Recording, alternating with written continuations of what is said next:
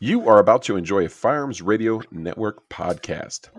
The views and opinions expressed in this podcast are those of the individual co hosts and do not reflect the official policy or position of the Firearms Radio Network and or their employers. Viewer discretion is advised. This is especially true on live shows. If you like what we're doing and would like to help support the show, visit patreon.com/afteractionproject. If you'd like to throw us some free support and appreciation, we would greatly appreciate a 5-star review on iTunes or wherever you listen to your favorite podcast. Tonight's episode, just like every episode, is brought to you by the Firearms Radio Network. Be sure to check out the other great podcasts on the Firearms Radio Network by visiting firearmsradio.tv. We are also, tonight's episode is also brought to you by the RangeBuddy.App. Super excited to get that out there into the real world. It's a catalog of shooting drills sorted by the required target type. So if you go to the range and you have some B8 targets, you can go and open up the app and you click on the B8 targets and it'll show you all the different drills that you can run with a B8 target.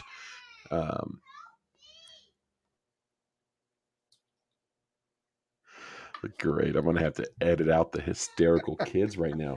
This is bedtime. Do I need to call 911? Because I think I heard help me. Yeah, she did. That's exactly what she said. She did say, help me. I think she's fine.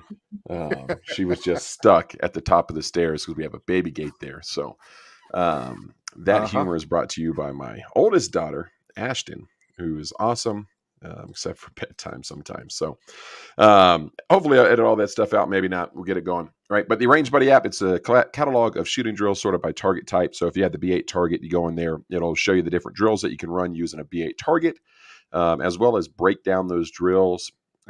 It shows you the requirements for each one of those.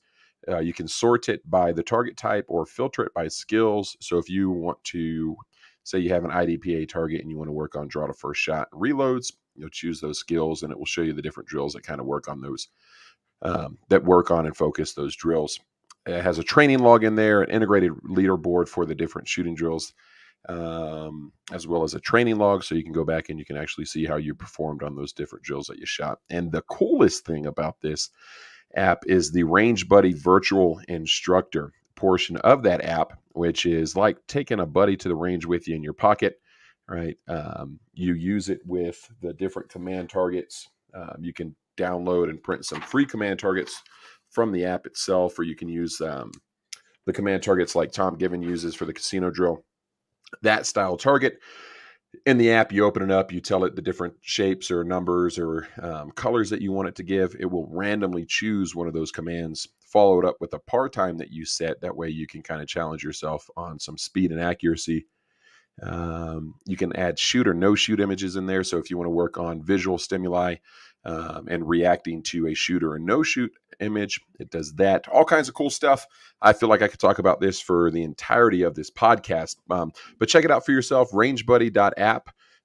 It's available on iTunes and Android. You can access 95% of the features of the app completely for free. If you would like to filter the skills or the drills by skills, that is a premium feature. It requires a subscription, as well as the virtual instructor portion of that. But go ahead and check it out, RangeBuddy.App, RangeBuddy app on the Android and iTunes App Store.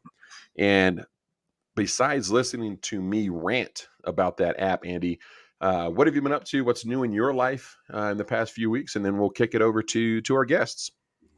Yeah, real quick, let me talk about the RangeBuddy app. So my son-in-law, I think they're watching tonight, my son-in-law and my daughter Lexi. So hello to both of you guys, Santos. He's been really heavily into shooting lately, buying guns. And I heard his goal is to buy more guns than I have. So he still has a little ways to go. But he's still not as good as me, although he's trying. Anyway, we're going to take a class in August with, of course, the Tim Herron here in Albuquerque, which is easy for us. This is going to be his first official national level instructor course. And then we're going to go to TACCON next year. So he's already been hitting me up saying, hey, man, can we go once a week or twice a week? Because I really want to be at least dialed in for this class because I don't want to look like a moron. And I was like, well, you're my son-in-law. You're probably going to look like a moron anyway, but we'll do what we can do. Right. So we're going to start that this week, and we're going to use the RangeBuddy app, and we're going to pick a couple drills to utilize every time we go to the range and just work on 1 or 2 drills at a time to where I can get him to look less like a moron. That's my goal. So kind of you. Hey, I'm here for everybody. It's what I do. As for me, work as usual, just doing the work thing, got to pay the bills. Trying to get into competition shooting a lot more this year. That's one of my big goals. And again, thanks to my daughter and son-in-law, I showed it on the pre-show, but I got my early Father's Day gift, and I was blown away when I got to see this beautiful SDI show up at the range the other day. So the good news about it is now I have a reason to really push myself to shoot competition. The bad news is now I need to buy a bunch more magazines and new holsters and mag pouches and everything else, guns, almost like I'm starting all over again. So, yeah, that's going to be fun.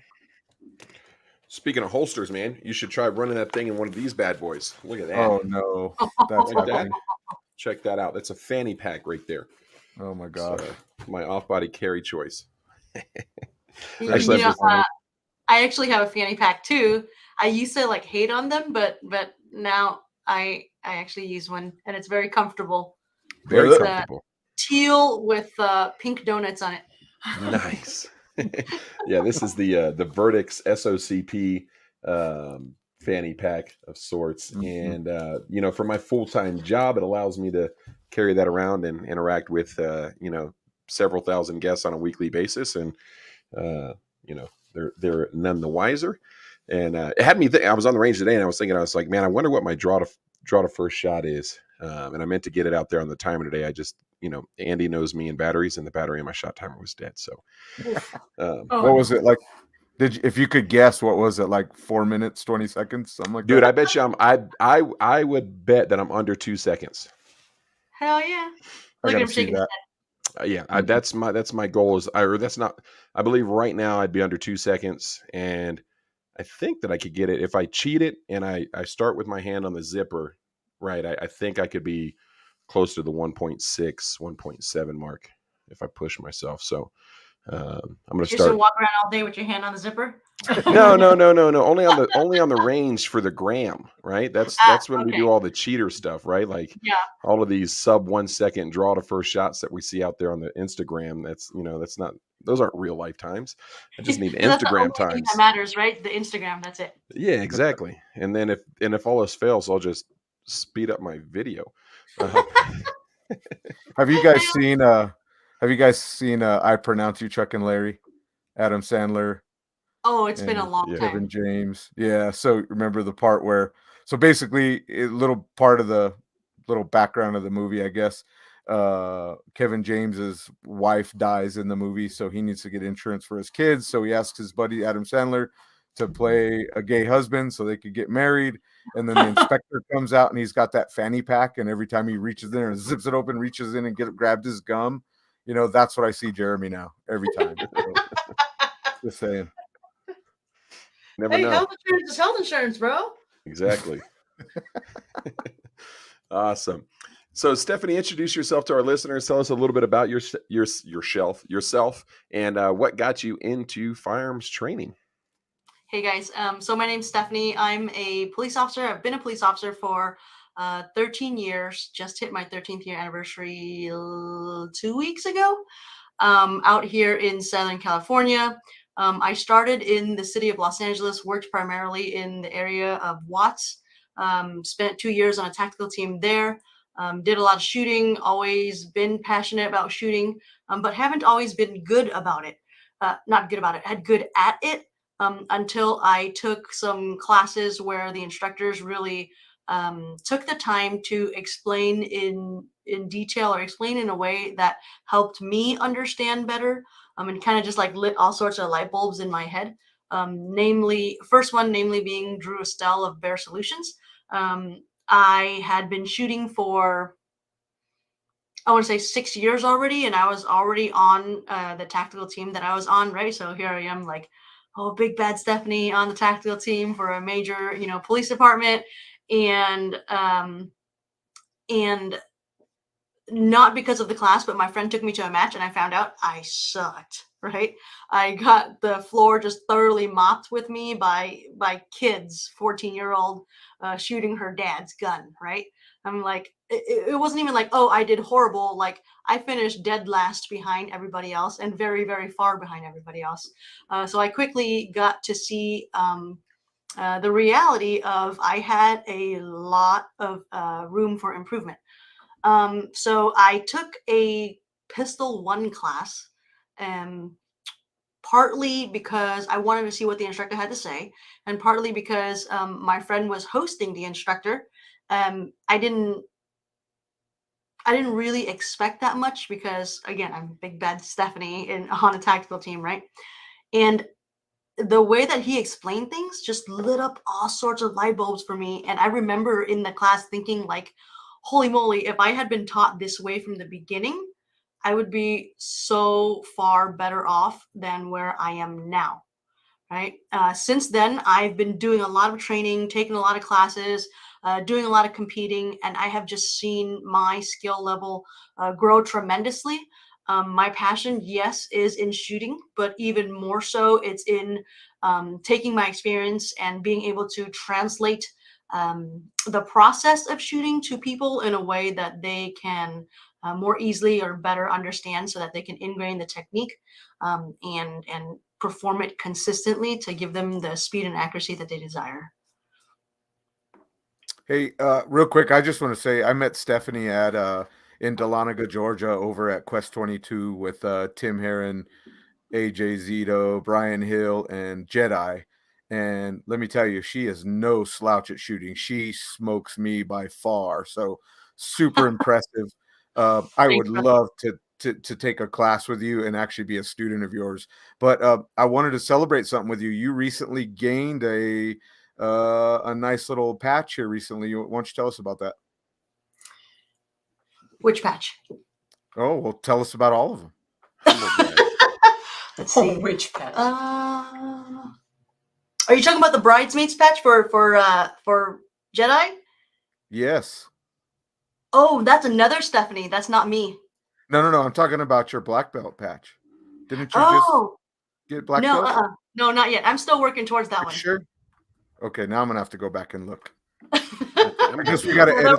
I have to do a lot of editing in this episode. I man. know. Geez. Holy shit. Never I'd love to mind. have that one, but that's not me. I did recently teach at the Texas SWAT conference for the Texas Tactical Police Officers Association, so that was huge for me. So I take it all back. She's horrible. Don't take classes from me. Great.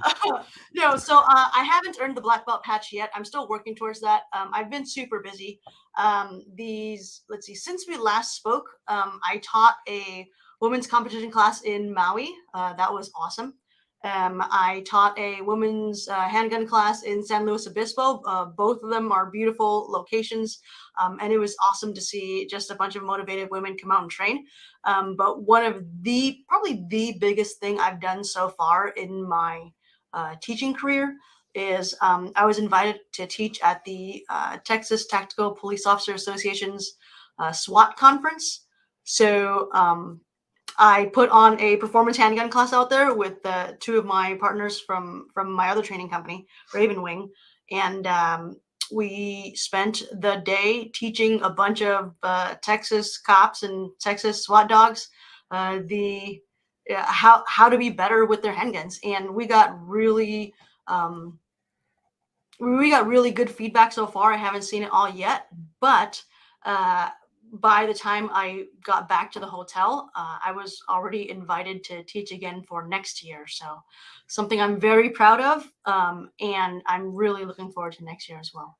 Also, I think the last time we spoke, I was a firearms instructor for my agency. Since SHOT Show of this year, I am now the range master for my agency, which means I'm in charge of all firearms equipment, firearms training, and anything to do with shooting at our department. So that's huge. I want to circle back to that. Teaching at the Texas Tactical Police Officers, what Association, TTPOA. TTPOA. Before we do that, Catherine, talk to us a little bit about your background in firearms and what brought you to Stephanie's performance handgun course. Hi, I'm Catherine. I am a civilian for much longer than I'm willing to admit to. And I actually started firearms training much later in life. I don't have any law enforcement, well, my brother-in-law, but any ex-mil in my family. But it's something that I always wanted to do, wasn't able to due to, life. But once I got the opportunity, I started looking around, and I'm a firm believer of, the shortest distance between 2 points is a straight line. And fortunately, in this particular case, ignorance is bliss. I didn't even know where to get started. And I did a lot of research on the internet, and you kind of get a feel for what's out there. And I think the very first place that I ended up going to was an agency that did nothing but tactical training, very heavy on law enforcement as far as instructors are concerned. And that's where I first started. And it was a very, very solid foundation. I got the opportunity to train 1 year with Scott Jedlinski, or Jedi. And I showed up in Georgia. Unbeknownst to me, this was a CCW class, and we had a lot of shooters there that were much more proficient than I was. And I showed up with my, brand new Staccato XC. It was coming right out of the box when I showed up. And it was right after a storm. It was freezing like nobody's business out there. And the learning that I got there was just phenomenal. Just like Stephanie said, the lights just go on in your head and things make sense.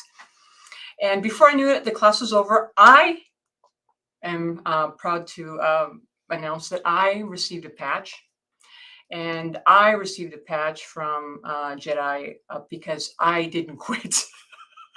So I relate to Stephanie on being, so not only just dead last, but very far behind the others. I was the only woman there. And, but you know what? I took it because I was there to learn. I wasn't there to, I didn't even know my gun was a big deal. That's how little I knew. And I got a lot of oohs and ahs, and I learned to shoot it. But what really stuck out is the method of teaching. So as I'm getting ready to leave and I'm writing everything down in my notebook, I asked Jedi, I asked Scott, I would really like to continue this. I really get this. This makes sense to me. This style of teaching is phenomenal. And he's the one that introduced me to Stephanie. And I have to tell you that I really do believe that when the student is ready, the teacher will appear. And I've been shooting with Stephanie and her agency ever since. Her method of teaching, her it's crazy because she's very quiet, she's unflappable,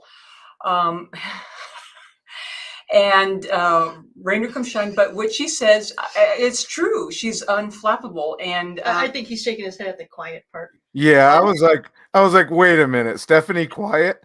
I haven't known her that long, and I gotta throw the flag on that one.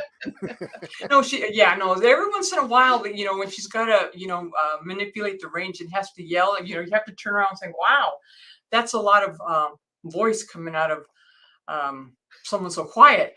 And but her method of teaching, I think, really speaks to the mechanics of shooting, and she's able to present it in a way that is very linear. It's like one step after another, so you don't move forward until you've mastered the previous. A lot of practice, a lot of repetition. And with her partner Jared, they play very well off of each other. They alternate beautifully, and the patience that they have is really phenomenal. As a woman who is in a predominantly male-dominated industry, it's very obvious to me how the way the male mind and a female mind work.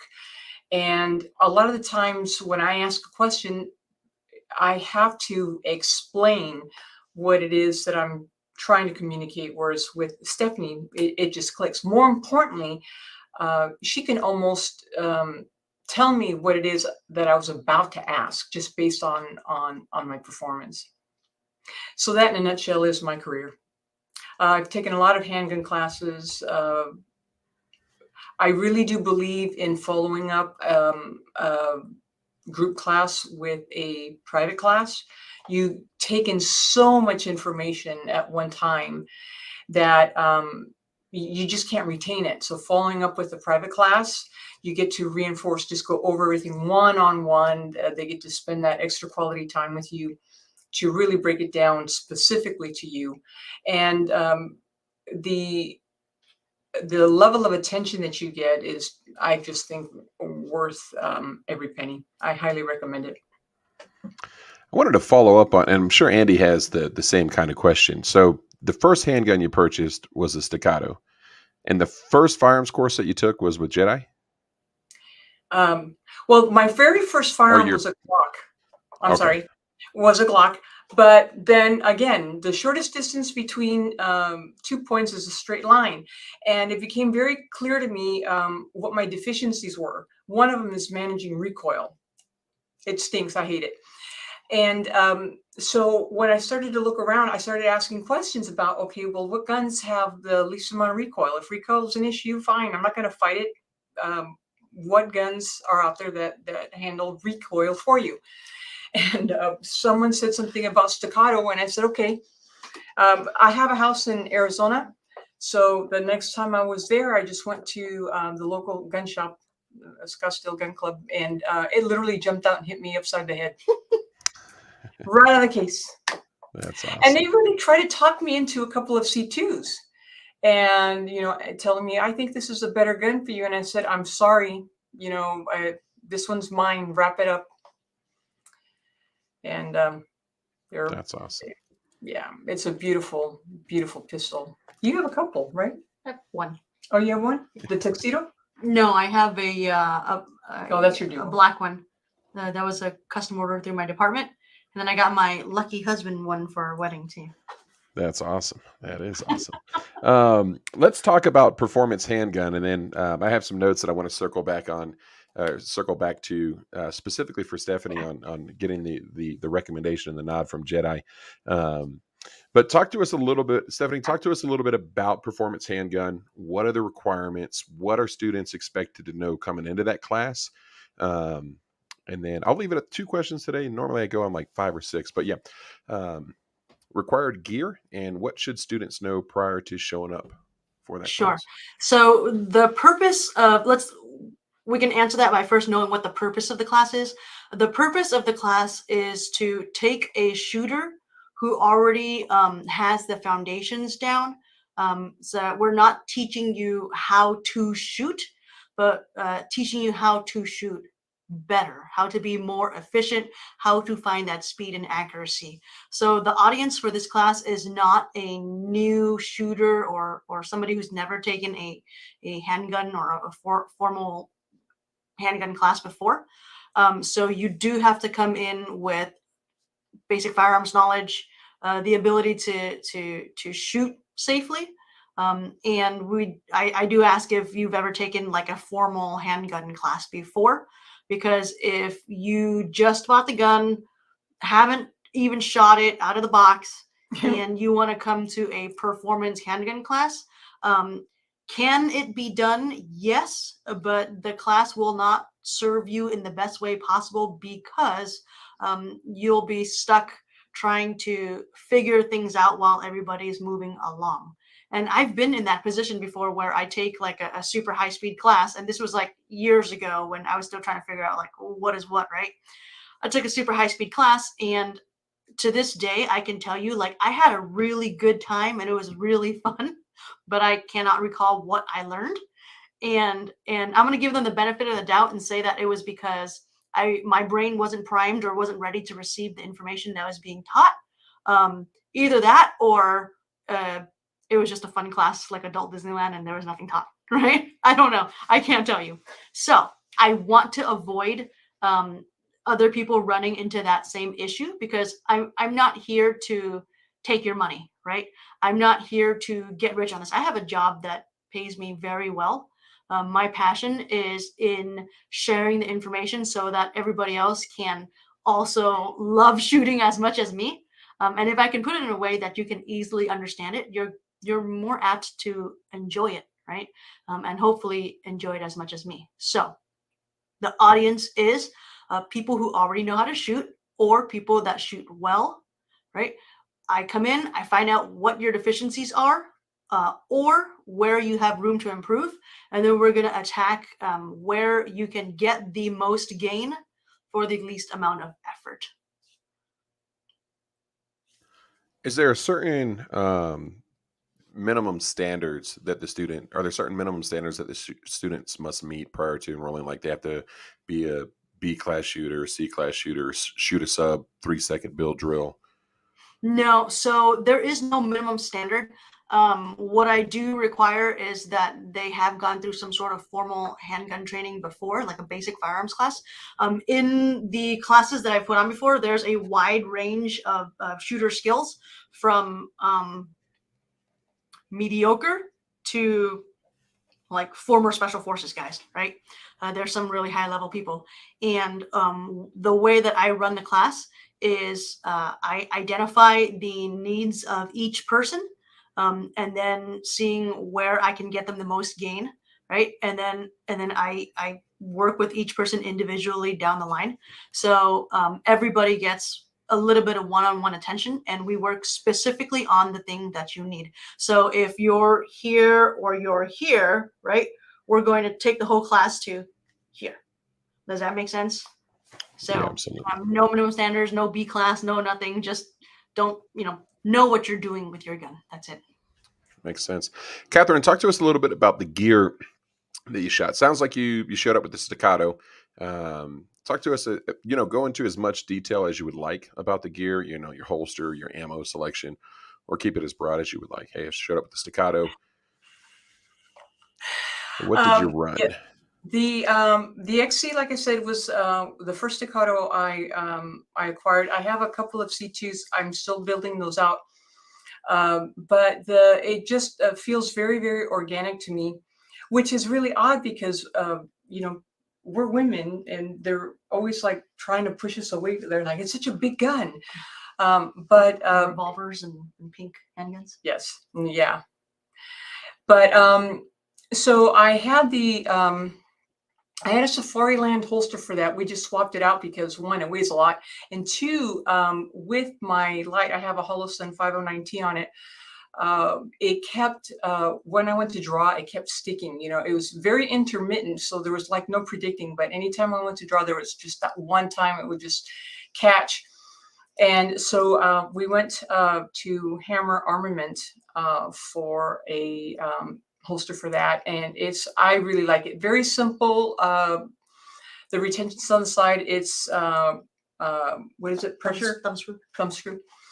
And so if you have to run or do anything with it, or whatever, you can make sure it doesn't just flop out. I really like it because it suits my needs. I know they have other retention holsters for it, and depending on whether it's duty holster or whatever. I like the Lead Devil belt, which is always fun trying to get out of, but it works beautifully. But that Hammer Armament holster that I acquired recently just was a game changer for me. As far as ammo is concerned, for training, it's 115 grain federal. Now, this is really funny because this is a point where you just don't want to stick any type of ammo in your gun.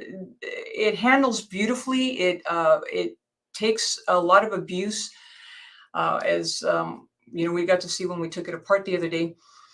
But I really do think that ammo really makes a difference. In my personal opinion, take it for what it's worth, makes a huge difference. So I don't run anything less than that in my pistols. And I tend to like the same ammo across the board. I just recently acquired a couple FN 5.7s that I just love to death. And it's the same thing. My Glock's 9mm. I like to keep it consistent, so I only have to buy one type of ammo, except I did pick up that, is it the 365? It's 380. And I haven't shot that yet, but it looks very interesting for a CCW. Hey, real quick, Catherine.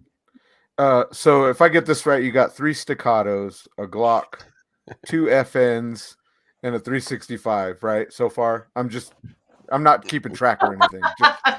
Yeah. So yes, and nor is the California DOJ. Right. Well, the says are legal here. She's from Arizona. These ones, we go back and forth from Arizona.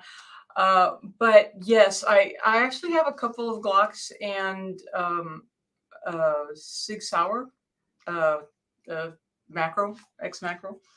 And I think that might be it for pistols. That's awesome. And one of the things that, early on in this part of the conversation, we were talking about, or you mentioned that they were trying to talk you out of the staccato, and sounded like they were trying to push you to something, a lighter handgun, a smaller handgun, right? Mm-hmm. And Stephanie had mentioned, oh yeah, a pink revolver is what they were trying to get you into. And it's awesome that you were knowledgeable enough and assertive enough to say, this is the gun that I want. This is the gun that I think is going to be the right gun for me. And basically told the dude at the gun counter to, hey, shut up, dude. yeah, kick sand. It's like, what are you doing, man? It's like, I don't know. That it's, Andy and I were talking earlier today, or was it today or Sunday, about yesterday, I guess. Yesterday was Sunday. When we were talking about your pink revolver in the fanny pack? Yes. We were talking about it was a pink revolver and a pink fanny pack is the conversation. Okay. But talking about how the training industry has evolved, and we go through these cycles of evolution. And then, so when you were mentioning that and Stephanie was talking, I was like, man, that's it. How much longer is it going to be before the retail side of the firearms industry catches up with the times, right? And it's like, hey, a staccato, a 1911, a 2011, it doesn't have to be a super lightweight revolver. In fact, those guns are terrible first choice guns for anybody. Mm-hmm.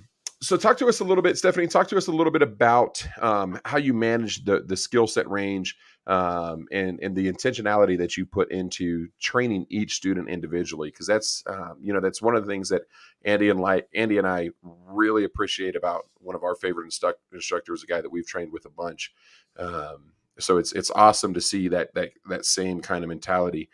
So dive into that a little bit for us, if you don't mind. And I'd imagine that's more challenging than what a lot of instructors do, and that's just read off a list of drills. So what are some challenges that you face with that in the performance handgun course from an instructor's point of view? Absolutely. I think something you mentioned is key. You said intentionality.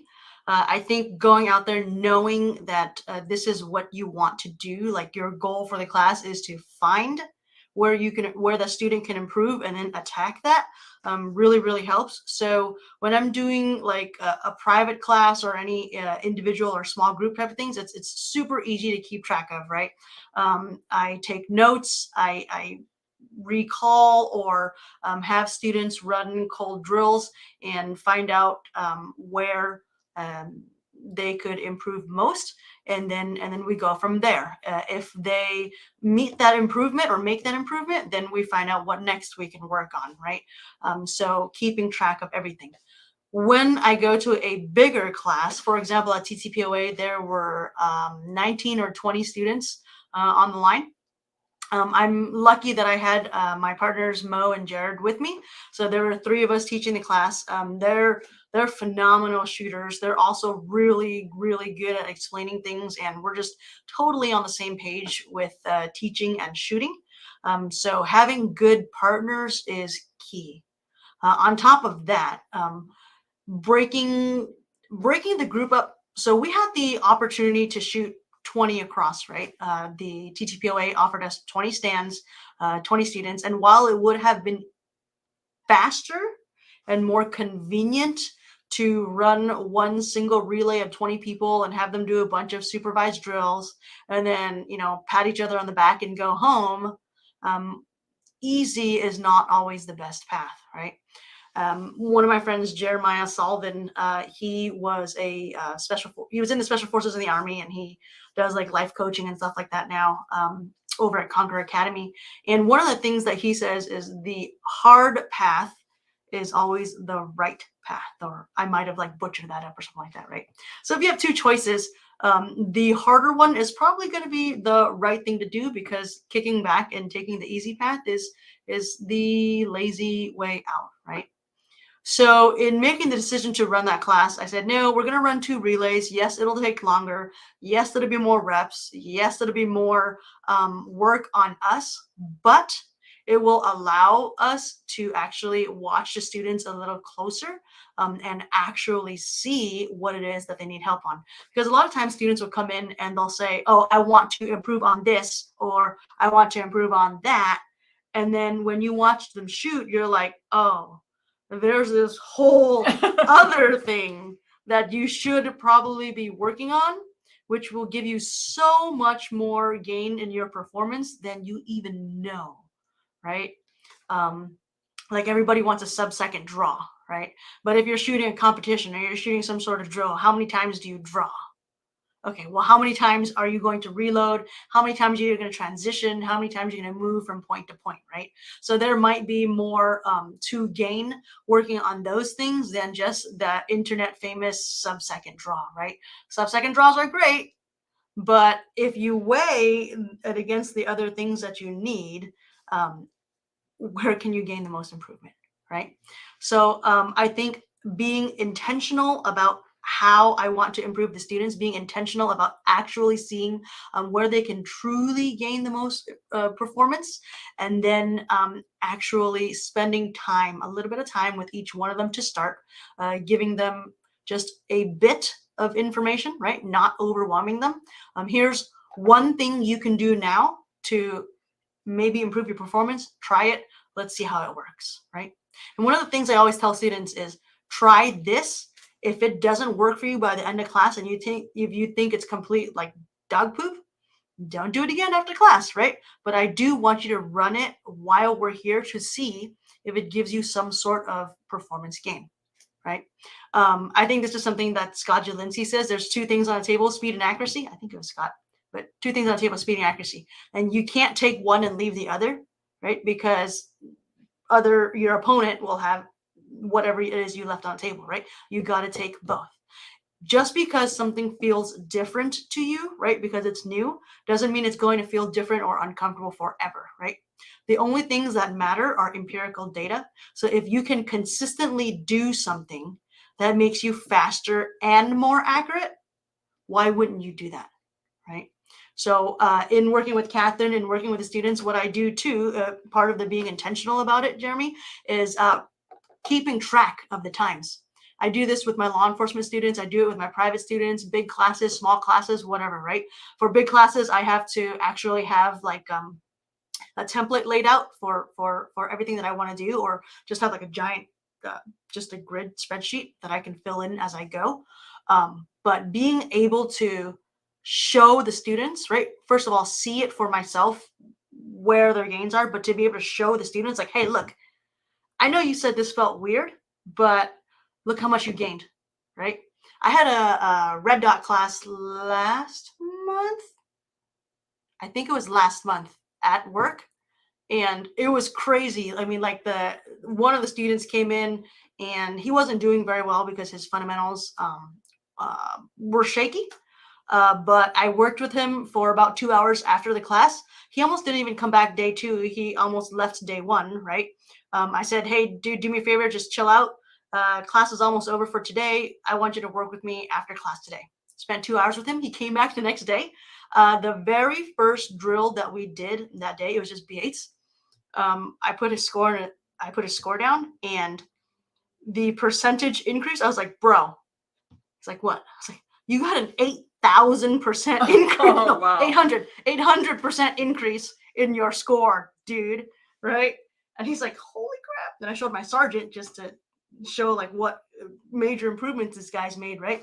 But if you don't keep track, if you're not intentional about where you've been and where you want to be, you're never going to be able to improve. And as an instructor, you're never going to be able to help your students improve or see their progress as they go. Catherine, Yes, sir. yeah, that did answer the question. That was awesome. Catherine, talk to us about some of the obstacles you faced in this class and how you overcame those. The first obstacle that I had to overcome, believe it or not, was my gear. It was, like I said, intermittent. It's something that has, been known, especially when you have those particular red dots on the pistol. So it was identifying that, okay, this needs to change right off the bat. So we knew after the class that's something that had to change. Barring that, for me is the inconsistency sometimes of my performance. And that's where Stephanie's data collection is so valuable. It's quantifiable. She actually documents it for every exercise that you have. And where I think I'm having a hang up is not necessarily what she perceives. So it's getting past that. I am very, very verbal. I'm actually thinking out loud as I'm shooting when she's in front of me, when they're going up and down the line, when she's with me, I'm just letting her know what's going on. And she's able to give me immediate feedback and, correct at that point, which I think is critical. I do get a lot of ribbing about how my shooting career started and continues. I didn't know enough to know that, there's so many people out there and so many different methodologies and so many different paths to get to where you want to go. You find good people. Oh my gosh. Sorry about that. You find really good people and you talk to them about what you want to accomplish and what your goals are. And they're very generous with their knowledge and their expertise, and they will point you in the right direction. I do handguns, I do carbines, and I do long guns. And I've been blessed with exceptional instruction across the board. But for me, it's getting out of my own way. It's like, okay, I know this is what it feels like, but being very open to what Stephanie is saying, like she says, yes, I agree with you, but do you want to try this? Do you think this will help you? And she's absolutely right. When something doesn't feel right at the beginning, if it's not working for you, you have to be open to the idea that with some practice, it might actually work for you. And there are times where there's things that didn't work for me, or it was just at that time it just went against everything that I was just fighting it. I said, you know what, we'll take this up on another day and just focus on building on what is working. You take what you like and you leave the rest. But again, constant communication with your instructor and just getting out of your way, getting out of your own way and listening to what they have to tell you. There's a reason why they're instructors. Hey, that is awesome. Because I'd imagine I was going to segue into this later, but I think that's a great kind of transition point. Because Stephanie, with law enforcement, I'm sure you have students in class that have to be there. They're not there by choice, right? So they have to be there, and then compare that to the students that willingly come on their own dime, right? It's that they want to be there, and I think those students are a little bit more inclined to believe and understand that, hey, I'm paying somebody to make me better. Maybe I should listen to their expertise and give them a shot. So Stephanie, what are some other differences that you see between your civilian students and your law enforcement students? And at the TTPOA, were those officers, were they there as part of required training? Is it like an invite only for those folks? And what does that student base look like? Real quick, So I want to add to that question real fast, because it was one of the questions that I had written down. Because I think you can answer all this in one answer. So, as the new range master for the facility there that you work at, do you requal like current law enforcement as well? Like they come Yeah. back to recalls on it. So, Mhm. do you get much pushback from current cops that were maybe taught the old way compared to the amount of experience that you can bring to a line? So I think I wanted to add that question there because I think you can answer all of it at once. Yeah, you guys are absolutely correct. In the private classes, we do get students that are a lot more motivated than students that just have to be there.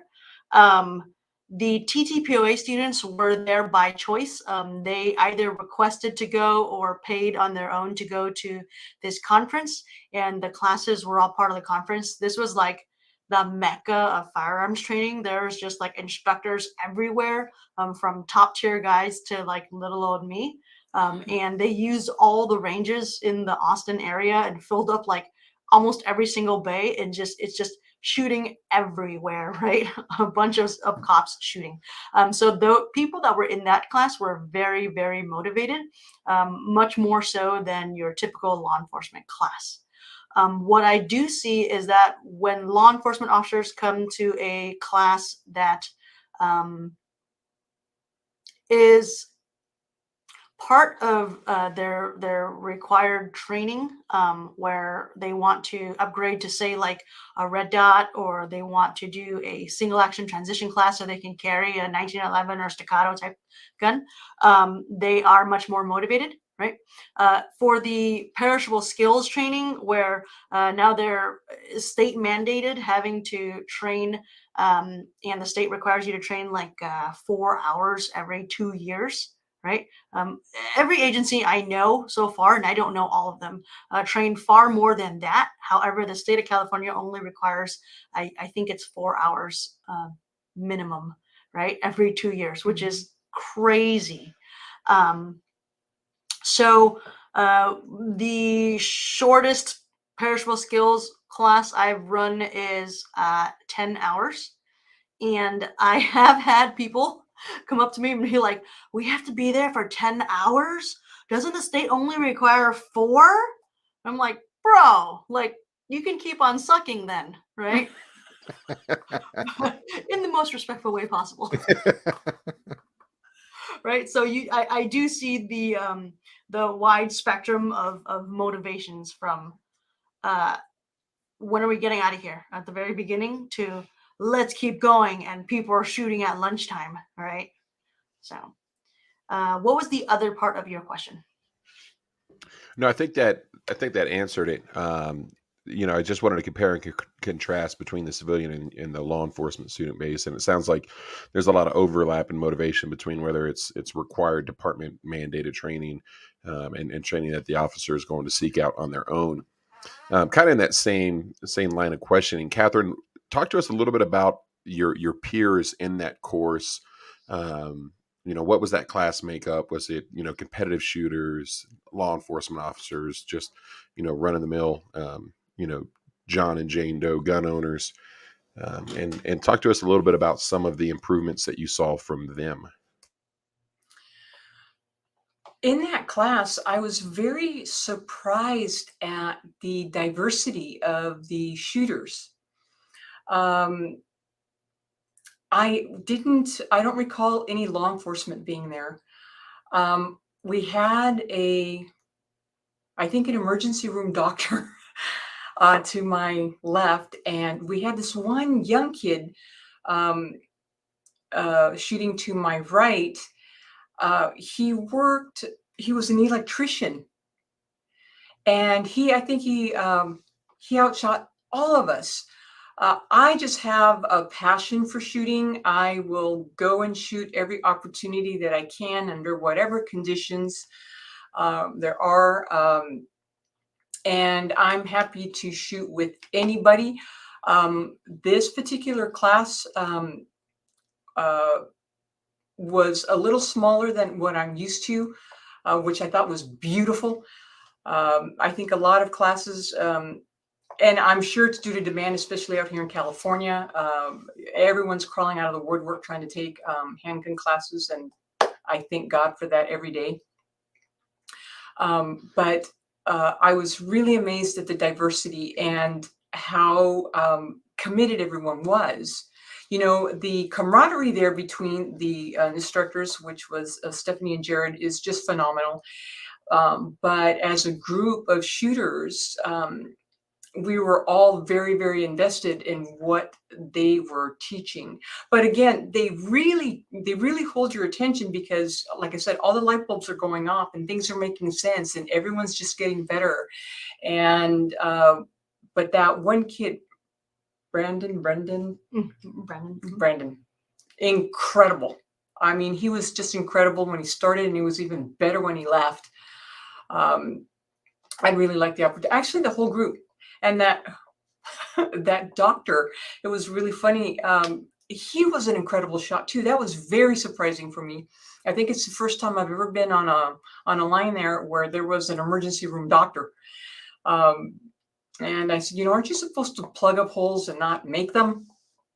And he was very, very quiet and very shy. But every time, we had to do something or something. The belts for us, I'm sure you've heard, for us ladies, tend to hurt on the hip bones. And I took a sharp turn there and said, ouch. And he's like, are you okay? Is everything all right? Can I help you with anything? Which was very, very fun. But the camaraderie there, everyone wanting to see each other succeed was really, really, really nice. And it's always great when you have that in a class. And I believe I was the only girl there too. Yeah. So.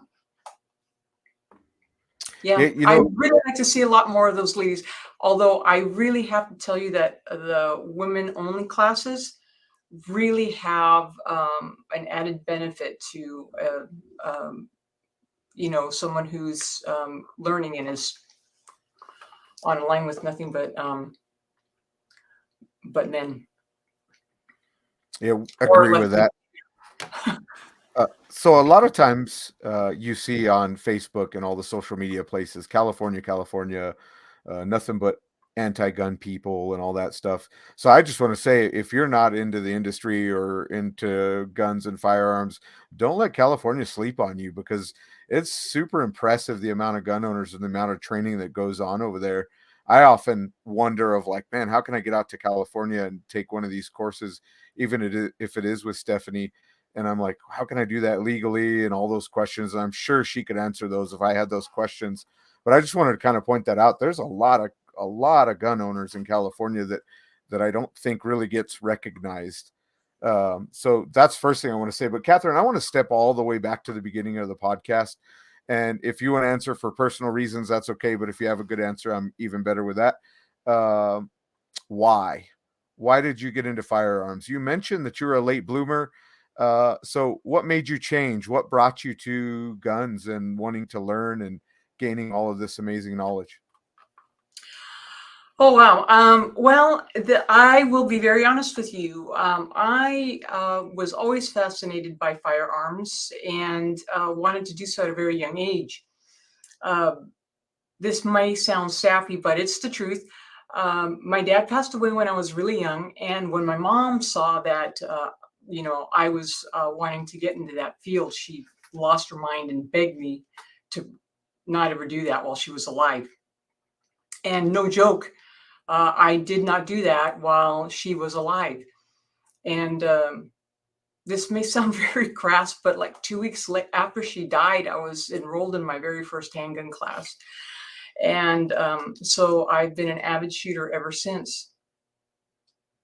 That's pretty cool. I mean, the saying goes, chivalry is dead, right? And so are sometimes morals when we talk about the country and respect. So I think that's pretty awesome that you waited. I don't think it sounds crass because you respected the parents until it was time to do your own thing. So I still think it's cool.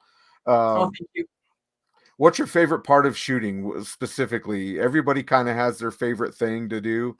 For me, it's kind of concealed carry. And you mentioned women with pain in the hips for holsters and stuff. Although I'm not a woman, I got into the Enigma recently, and I'm really trying to work with the Enigma. But sidebar, I was just curious. So, what's your favorite part of shooting?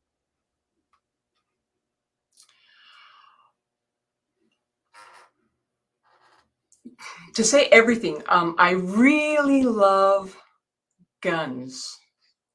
I like acquiring them. I like cleaning them. I like shooting them. But I have to say, the smell of gunpowder first thing in the morning is I just love that smell. And I think the first shot of the day, Cold War. I like that. That's very true. The smell of gunpowder, right? America.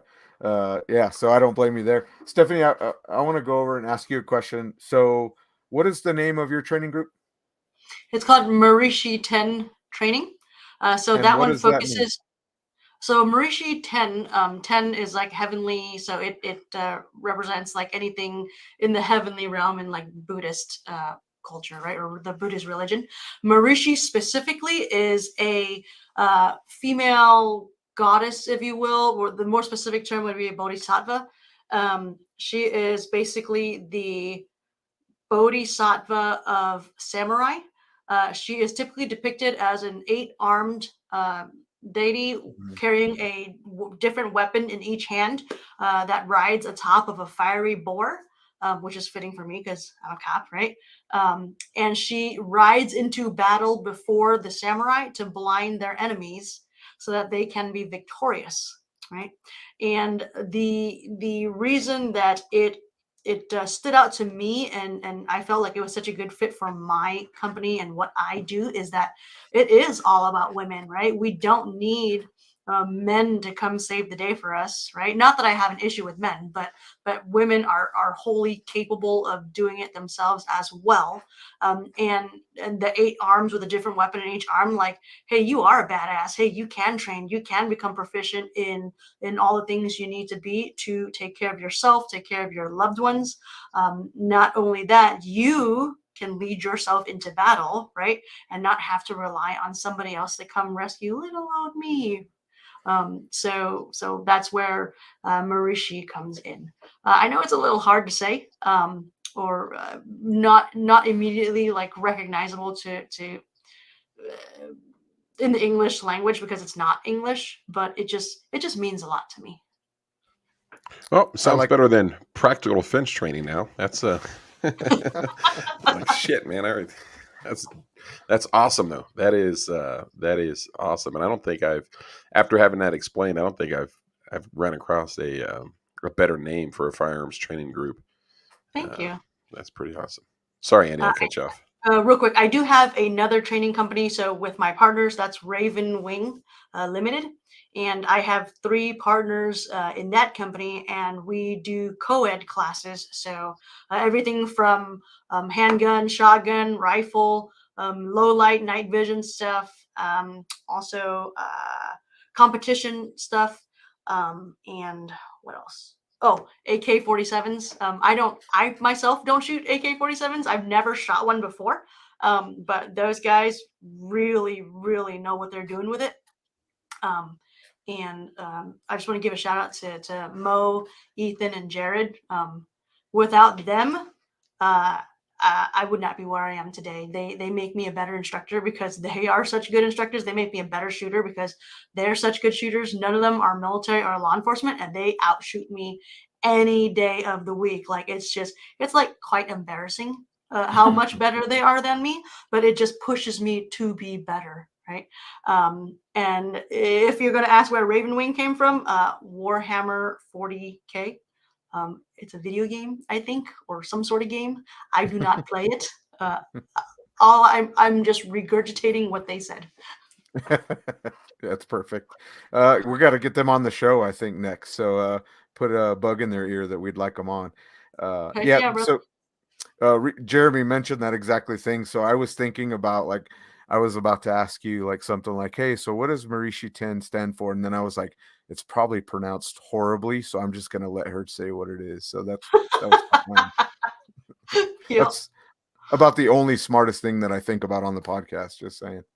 I appreciate that. Yeah, sure. So back to the class a little bit more. You mentioned that you actually write down and you log everybody's times to where you can actually show them a value of improvement. And I think that's huge. I don't know so far that I can think of anybody that actually does that physically for the student. Oftentimes it's like, hey, bring a notebook, bring a pen. And believe it or not, there's sometimes where you do it and you're wanting to write your information down, and then it kind of like gets passed by so quickly because we're so busy, right?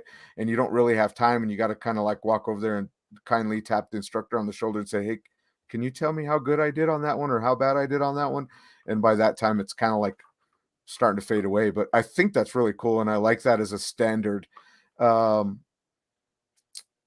What do you base things on? A balance of speed and accuracy, as we kind of talked about, right? Do you have a final test for your students at the end, or is it just like the graduation of improvement throughout the course? It's no, I don't have a final test or my own standards or anything like that. It's based on where they started and where they want to be. So if somebody wants to work, I like to do speed and accuracy, but if somebody wants to work just accuracy and they're intent on that, okay, we're probably gonna shoot B8s all day, right? If someone wants to work just speed, we're going to be on a USPSA target all day, right? And we're going to start with, I don't care about like 100% good hits. I just want you to go as fast as humanly possible because I need you to move faster, do faster, see faster. And then from there, we can tighten it up, right? I need to see how fast you are physically capable of moving and doing things before we count for accuracy. But what I would prefer is that people are fast and accurate. So I have drills for both. And then at the end, it might be something where I need you to do as fast as you can, maintaining a certain level of accuracy. I like that. So originally when I first started shooting somewhat more serious, I was super into the accuracy thing because I had a low left issue like every right-handed shooter with a bad ring finger. And it kind of drove me down this path of accuracy. And then I found when I shot competition for the first time, wow, dude, you're like slower than an 80-year-old man that's never shot before. And you're pointing at yourself, but that was totally my issue. And then now I'm trying to learn how to speed up even to the point with competition, but also that balance of self-defense, right? Because I was listening to a podcast today while I was reloading. It was Lee Weems, and they were talking about that competition versus self-defense, the benefits of it, and then also a little bit of the degradation of it because you try to shoot too fast and then you can't make decisions. Does that make sense? Yep. So now I'm trying to learn of that, like allowing myself to let the wheels fall off to where I can fail, but also push myself to go faster. So I really like that. So when you want to fly out here to Albuquerque and help me with that, that would be awesome. That would be great. Let's see if Tim can get me some time on his range. I think we can make that happen too. but you're absolutely right. So there's the thing. I do compete too, right? And I do there's the competition, the gamer side of things, and then there's the tactical law enforcement side of things, right? Or even the responsible citizen that has to be worried about, am I shooting the right thing? Do I have to shoot? Am I going to get sued? What's going to happen, right? So the way I tell people when we're running drills or competition is that, especially if they're coming from a tactical mindset or a defensive mindset, it's like, hey, every target here, just imagine it is a shoot target, right? And they are trying to kill you, right? The light has been lit, the criteria has been met, and you're just going to draw and go. And that's where you get your efficiency of the mechanics, right? If you look at every array that you shoot, like, yeah, we have the terminology of shoot and no shoot or whatever, right? But if you look at all your shoot targets, you're only looking for the shoot targets. You're not looking for the no shoots. And even in your partial targets, you're looking for the spot that you can't shoot, right? Because what happens when you focus on the spot you can't shoot, right? That's what you Yeah. shoot. Yeah, you end up shooting the black, or you end up shooting into the white, right? You shoot the mic, you shoot the no shoot, whatever, hardcover. So we're always looking for that thing we can shoot, because in our mind, we already know that the criteria has been met and we're just going, right? So by pushing yourself faster, right? This is one of the things we do in the class too, is finding where the wheels are going to fall off, just like you said, right? The day before the class, I met with one of the students in the, they do a little trade show. And he was like, yeah, I just got a red dot on my gun and I just learned how to use it. So I think I'm just going to take it slow. I'm going to take it easy. And Mo was there with me and we both went, no, you're not. Right? You're going to take it as fast as you can. And what I explain to students is we're going to figure out where your wheels are falling off or where they're about to fall off. You're going to operate at that tempo for the entire class, right? By doing that, you're going to increase the threshold with which you can perform. At the end of the class, we'll dial it down, obviously, to figure out what is a consistent level of performance for you, right? But the idea is by the time you are done with that class, you'll be your maximum potential for performance is higher than when you came in. Does that make sense? Absolutely. Yeah, and I've talked about it a few times, so sorry in advance, Jeremy, but I took a level 3 security course here recently, and I had to do the law enforcement qualification, out basically from point all the way back to 25. And the instructors, they were saying, you guys aren't FBI agents. Yes, there's a time requirement. I'm just going to say go. I want you to shoot it the best you can. And I was like really trying to push the speed. And he's like, hey, man, you could really slow down. This isn't a competition. I know you're a competition shooter. And I was like, well, I'm a competition shooter, but I'm also a self-defense shooter. But if I don't push myself even right now, because I'm a little bit more stressed because I have a bunch of people watching me and I have to pass this course because I paid for it, that's why I'm going to go faster. And he's like, well, do what you want to do. And I was like, well, I'm gonna. So it does make sense. And I think that's kind of one thing that Jeremy and I lately have been doing when we go out and shoot together, shooting bill drills, kind of just draw to one shot speed stuff, just to where we can continue to push ourselves to grow. With also a little bit of that mindset in mind of like, hey, you can't always shoot fast. You got to kind of consider your thought process for like us civilians, Catherine, that we have to consider self-defense and make good decisions, right? So I talked about distance a little bit. Catherine, do you recall the distance that you guys shot out to in Stephanie's course? For pistol, was it 25 yards? Mm-hmm. Mm-hmm. Yes, that's fun. Nice. It is, right? This is when your red dot covers, the 10 spot, Mm-hmm. And okay. She had her dot too bright, I think. Yeah, I did. Yeah, when you shot that was it a 98 from the B8s or whatever? Oh. And I'm like, how could you? And it was in the rain. And I look at it. 109X. A 109X. It was just, everyone just stopped so they could watch her shoot. And but it was fantastic. And so afterwards, I'm like, how'd you do that? The red, literally the dot, no matter how small you get it, it takes up, most of your target. And then I look at her gun, and her dots dialed down to like the very, very, very lightest setting. And I'm like, oh, okay. That was a painful lesson to learn, but I'll never forget it. There was somebody else in my class that I was shooting with that's a very good shooter. And she's also a local law enforcement. And I think it was my first time shooting with her. And shout out to Rose. Yeah. But I was like, oh, I have to beat her. I knew it. I can't let her beat me. Right. So she shot like a 100, like 6X or something like that. And like that was right before me because we were paired up. And I was like, oh my God, I don't know if I can do this. Like that might be it. I might be tapped out. Right. And I go up and lo and behold, 109X. I was like, I don't know if it's repeatable. I just worked my tail off to get that one. And I was like super proud. That's awesome. It was a sight to behold. Speaking of drills, what are some, and this is brought to you by RangeBuddy, right? The RangeBuddy app. What are some of the favorite drills that you like to have students run to work on increasing their speed?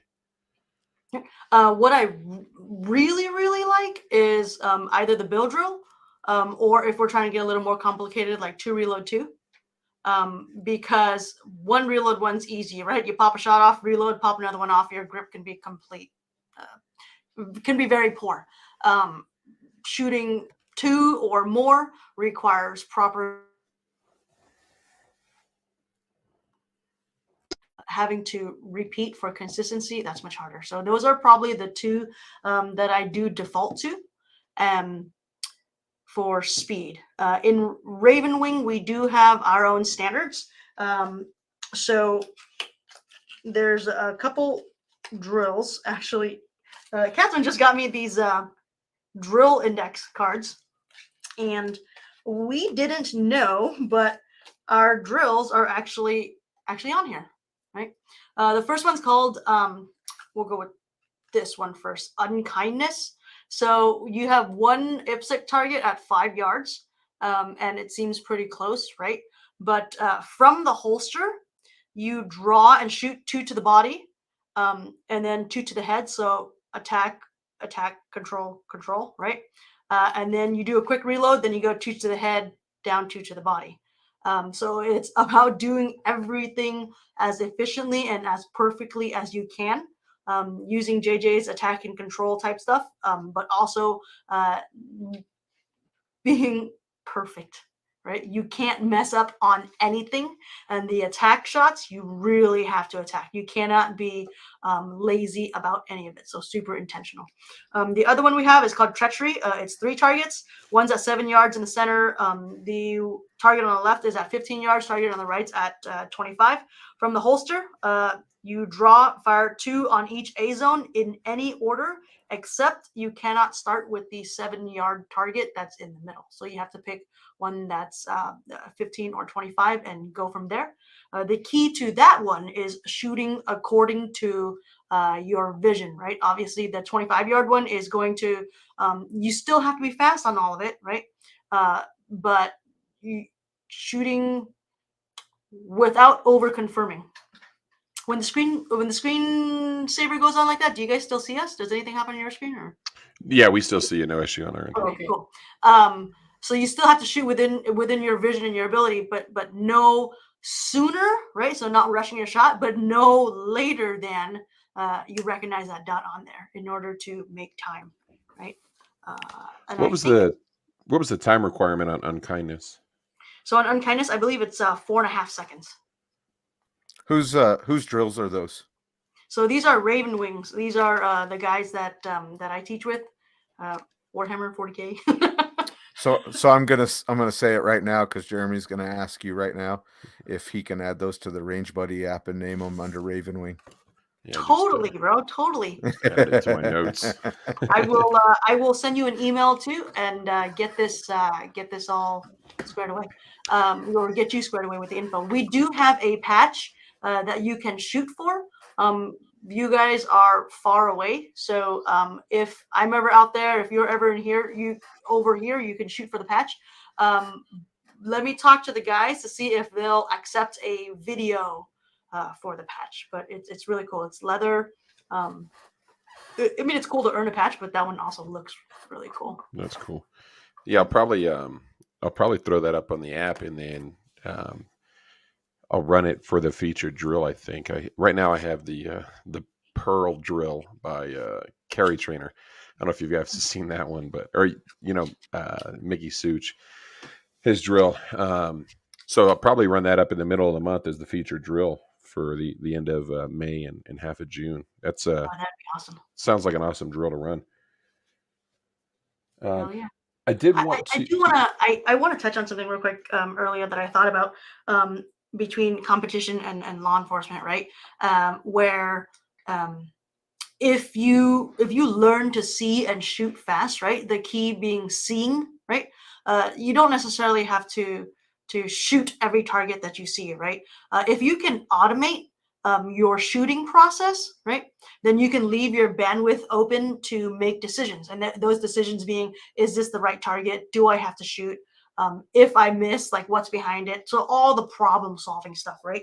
And you don't have to think about your shooting process while you're doing it. In one of my classes, I demonstrated a bill drill. And these are law enforcement officers coming out of a level 3 holster. So I'm not asking for 2-second bill drills, right? I went at a really relaxed pace and shot maybe like a 3.5 second bill drill, right? So for competition shooters, we're like, oh man, that's like, what'd you do? Stop for coffee in between, right? But when I finished, some of the guys were laughing. And I'm like, well, what are you laughing at? They're like, yeah, right, we're gonna do that. Like, no way, right? And I told them, yeah, you will. You have to. And they said, ha ha ha, because Stephanie's making us do it, because you're telling us we have to. That's why we have to do it. I was like, well, yeah, one, because I'm telling you have to do the bill drill, right?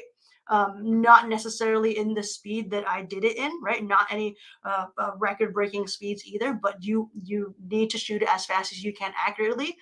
But right, this is a story that I tell all the time to all my law enforcement shooters. The first Jedi class I went to, there was a shooter there. His name's Micah. He's a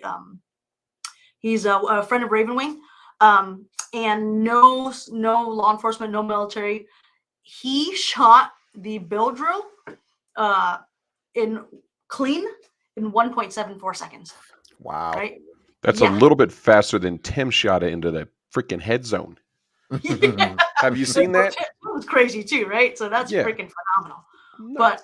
But like 1.74 seconds, right? And what I told those guys was, if you can't even get your gun out of the holster, first shots on target, in 1.74 seconds, this guy has got 6 shots clean on you.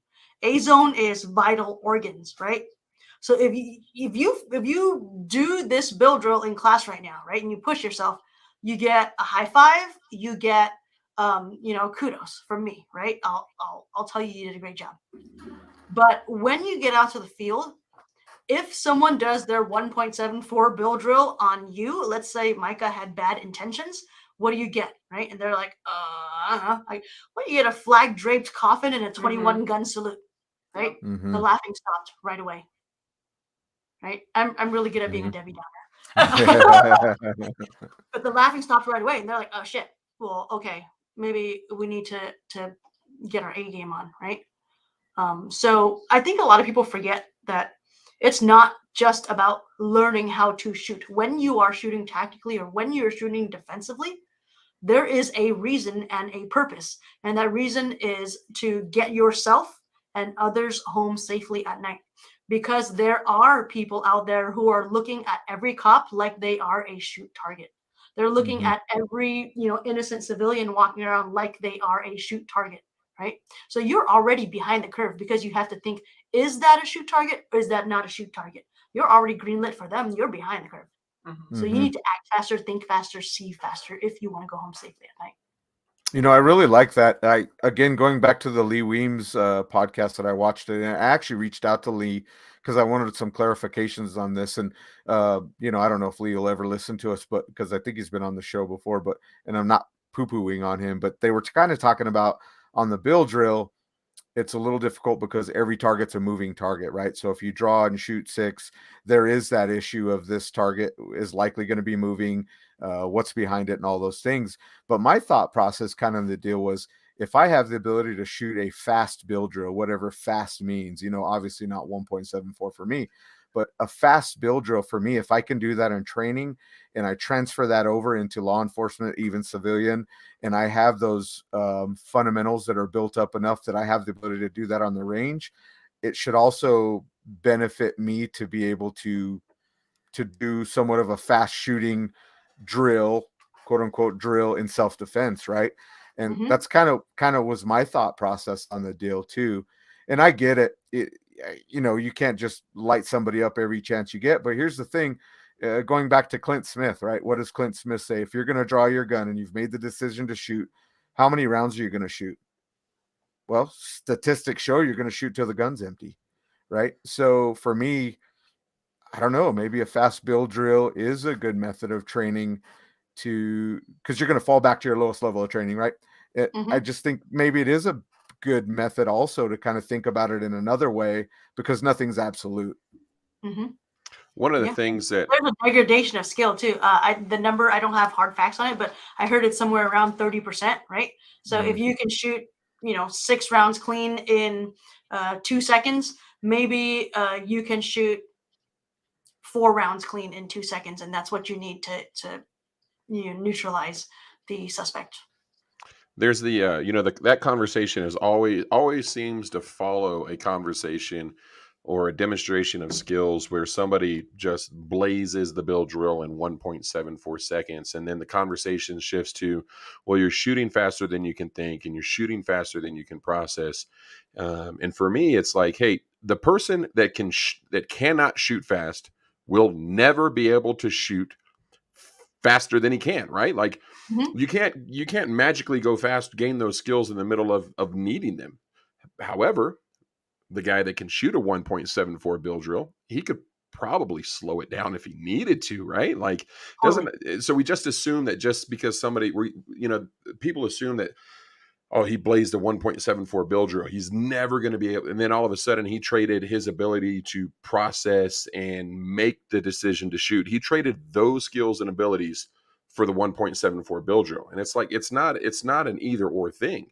You can be fast and still also make the decision quickly, right? And you spoke about it earlier, right? It's once you have that automaticity, once that is ingrained in you, you no longer have to think about and process presenting your handgun from the holster.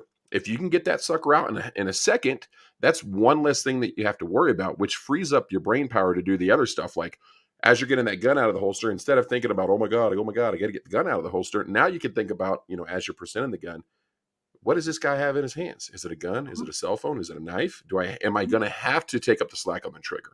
Right. And it's so that conversation is frustrating for me, guys. I'm like, guys, you can be fast and smart. You're not trading the smart part of the decision-making process or the smart part of shooting for dumb speed. And it's I like, agree man, with you 100%. So that's my soapbox rant. It's like, can we share that soapbox? yeah. It's like, look at me. I'm a dumb fast shooter. It's like, no, man, you're not. And Andy and I spoke about this, and we talk about it a lot. It's like, man, and I think we contextualized it much better than we have in the past. This yesterday when we were talking about it is when we look at the shooting fundamentals and somebody's ability to shoot and the skills that they have. There are a lot of big chunks of information that you have to get to and gain the knowledge on. And once you do that, then you can fine tune it. And we were talking specifically about, gateway instructors and how, because Tim Herron AI'd for us years and years ago when he didn't AI for us, right? He came out and he helped out on the range, and, we had like 40 students out on the range. And he was there helping out, and he made a comment. He's like, man, I don't know how you do this. Or something to that effect.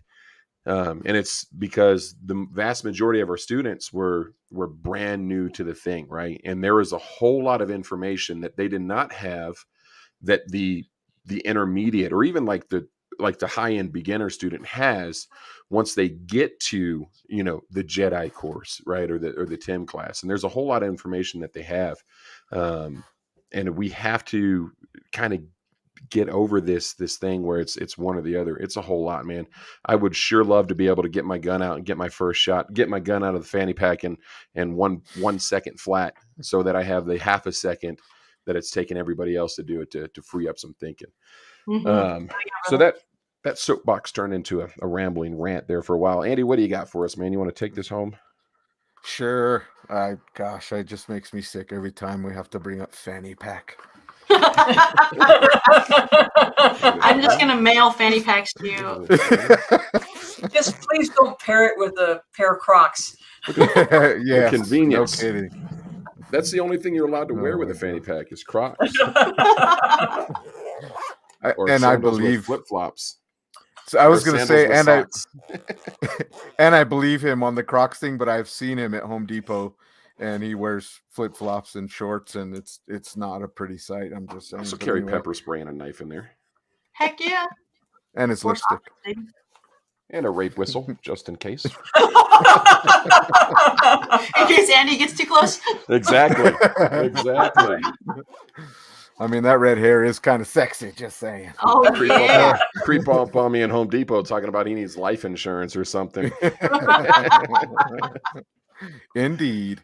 All right. So, Catherine and Stephanie, thank you both for coming on the show. I have one final question for both of you. In addition to those that we've already talked about, who else would you recommend as a bucket list to go out and train with?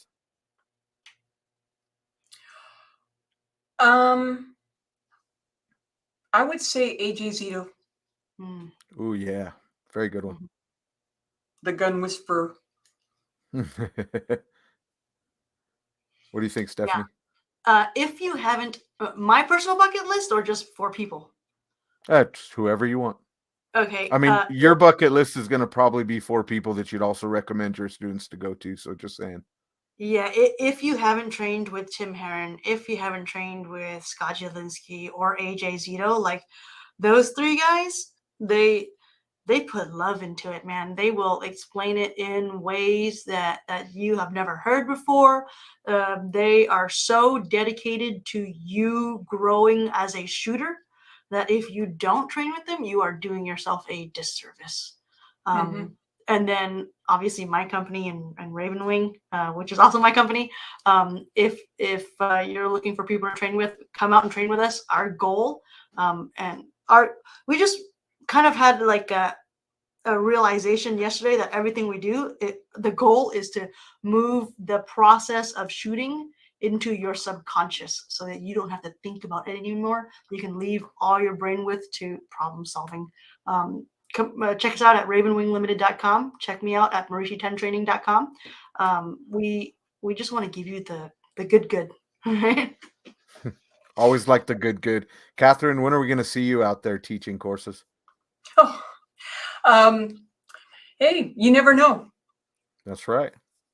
I think with your already experience and the love of guns and everything, I think you're an amazing advocate. And I almost want to vomit when I say as a woman, but I really, really appreciate the more amount of advocates that we can have that can explain and show the love of firearms to say, hey, it's actually okay to love guns a little bit. So thank you for that. Oh, thank you, sir. Yeah. I'm going to back that up though, right? Because we do need the industry, we need more female instructors out there because typically a woman's only class, right? In New Mexico, like they'll do, women's only concealed carry class. And it's the exact same curriculum that they're teaching to their co-ed courses or their regular enrollment courses. And one of the things that I told Andy, when Andy joined us years ago was, hey man, until we develop a specific curriculum for a women's only concealed carry course, we're not going to offer a women's only concealed carry course, right? Because it's not the same type of information, right? It would be a disservice to not get into the weeds on the things that our female students wouldn't necessarily have to encounter and deal with and process. And so almost like, how dare us just slap a label on there to make it, just to market it, right? It's the same class. It's not a woman specific course. You're just you're just pandering at that point. So, the fact that that tends to be the case is kind of, it's frustrating for me, because it's like, man, it's not the same thing. And it's not to say that you can't teach a woman the same way, but men learn differently, women learn differently. And in the self-defense world, women face different types of crimes than men face. And I forget who I was listening to years ago. And it was kind of an aha moment. It was like, hey, when guys leave the house, you poll 1,000 men, 2 of them might have thought about being, taken advantage of and raped that day. And that's not something that's a concept that's foreign to us. So for these instructors out there that are just like, oh, it's a women's only class, I'm like, guys, come on, man. That's stop. Just stop it, man. And that's what we tell students. We tell our students that say, hey, man, until we have a specific curriculum where we really reach out to people that are more knowledgeable on that subject than us and help them develop, or have them help us develop the curriculum, we're not going to offer it. Well, Stephanie can help you. Totally. Hit that anytime, guys. No, seriously, I think you hit on a very, very valuable concept, is that we're built different. Gear doesn't fit the same way. If we're going to have to fight someone off, we have to fight differently. Men don't necessarily think about when they're walking out the door or something like that they need to have something in their hand. I like a lighter myself. But you don't have to think about those things. We do. I'm not kidding you. It's like, talk about hypervigilance. Just walk into our car.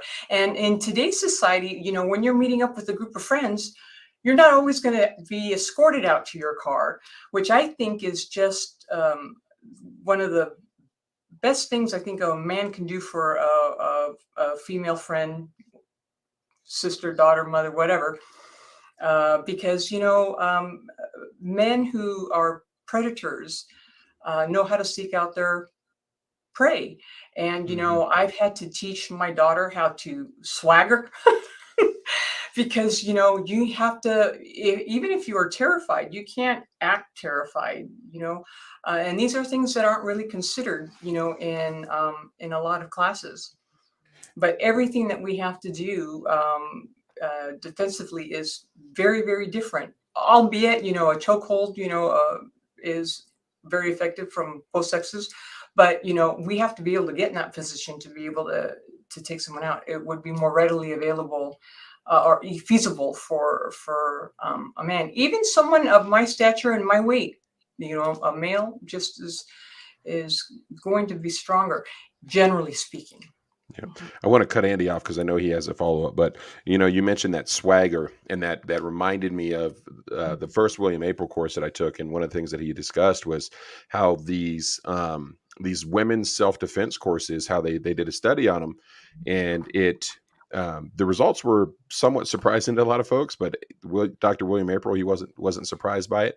And what they found was that women who had participated in and taking one of those women's self-defense courses where they go in and they fake beat up the guy in the red suit, they were more likely to be victimized based on the gait that they displayed as they were walking through the parking lot or wherever the environment was for it. And what he had said about that is, he was like, the women knew it was bullshit, right? And part of that process, that psychological process that they had to go through is, if I was truly capable of beating up and defending myself against the man in the red suit, why was it faked? Why was it staged? Right. So it actually increased their likelihood of being victimized because it affected their gait, which is the swagger. Right.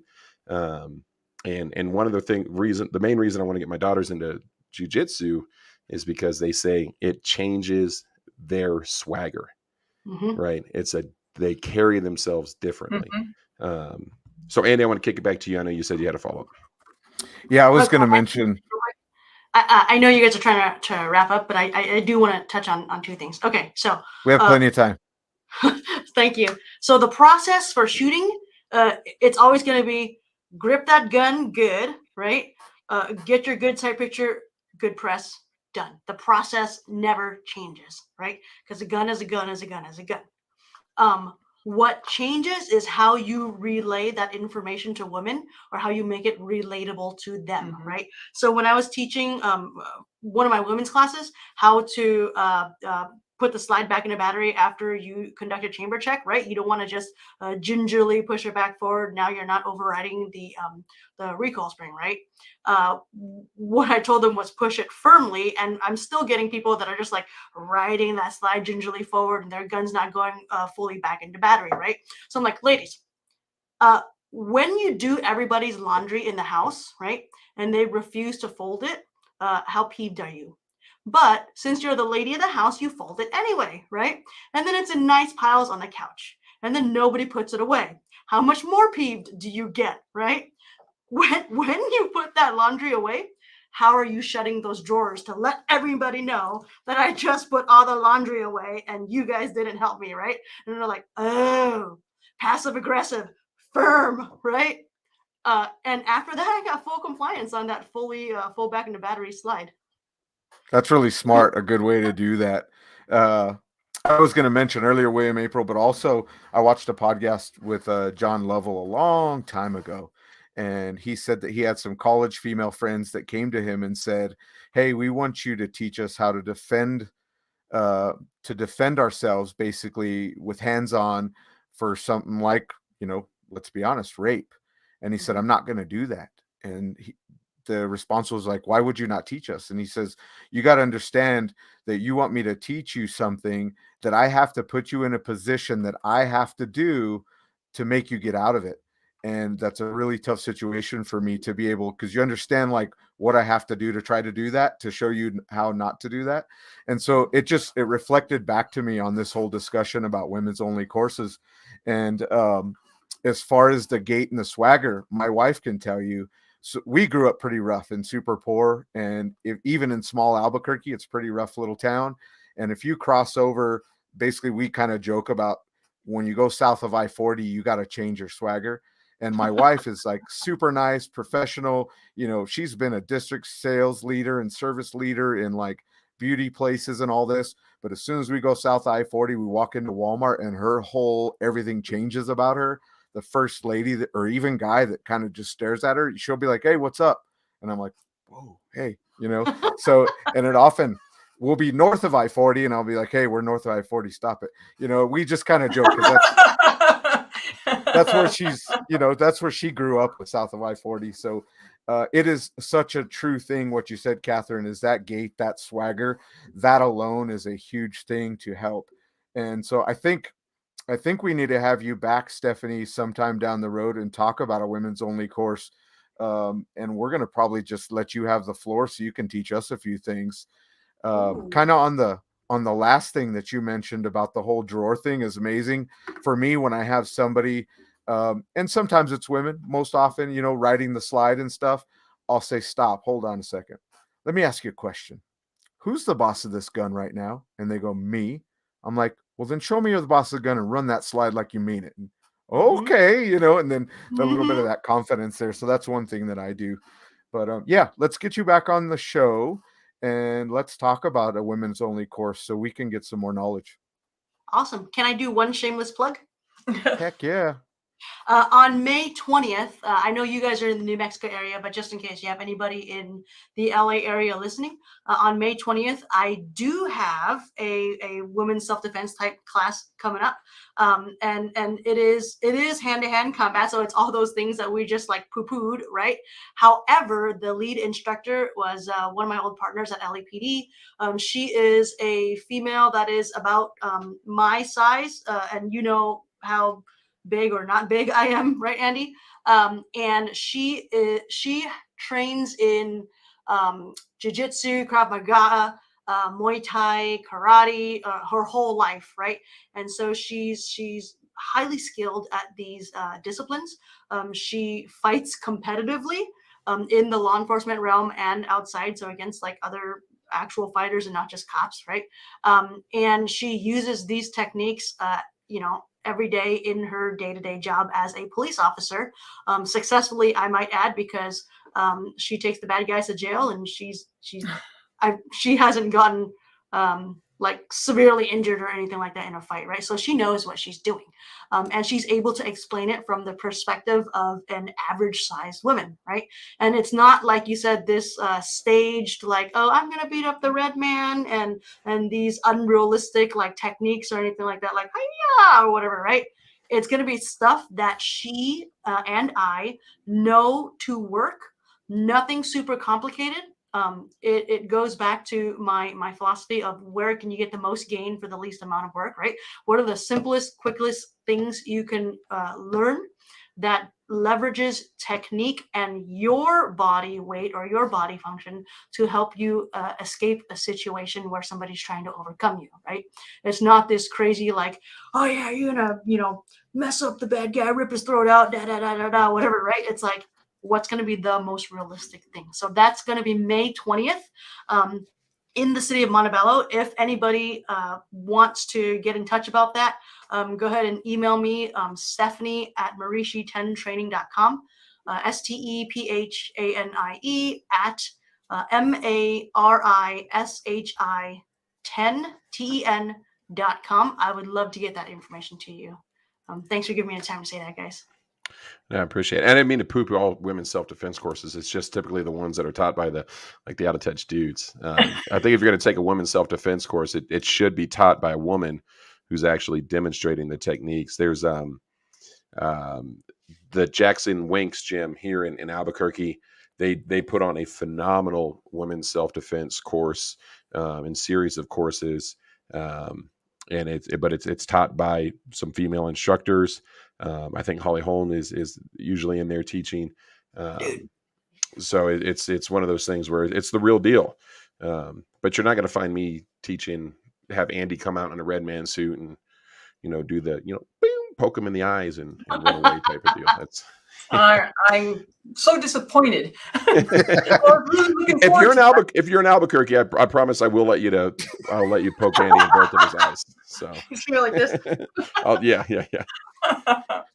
Well, the real reason why is he's going to put me in a red suit, and I literally will get beaten up. So he's taking care of me.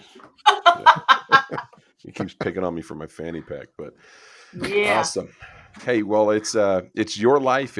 Well, before we do that, hey, I really do appreciate you guys jumping on with us and sharing your time and your expertise with us and our listeners. It was a great episode. So thank you so much for that. Andy, do you have anything before I do my little tagline thing? He caught me off guard. I was going to say an hour and 40 in, and you forgot how to use the mute button. Yeah, no kidding. I really don't have anything other than, once again, I'm going to thank you guys. I really appreciate you coming on. Catherine, amazing story. I'm jealous that you have staccatos because I want one. And Stephanie, you too. But again, I just want to repeat it. Go see Stephanie if you're out in that area. She's an amazing shooter, super impressive. I had the benefit of watching her for 3 days, and she just blew me away with how well she shoots. And we got to be part of the magazine stuffer team also in the Quest 22. I don't even know if you remember that, Stephanie. But oh yeah. Yeah, just an amazing shooter. And I'd love to come train with you one day, and got to figure out how to make that happen. So thank you. I appreciate it. Andy, thank you. Jeremy, thank you for having us on, having me on. It's always a pleasure. You guys rock. Oh, privilege, gentlemen. Awesome. Thank you so much. Remember, it's your life. It's your safety and protection. It's your responsibility. Y'all stay safe, and we'll see you next time.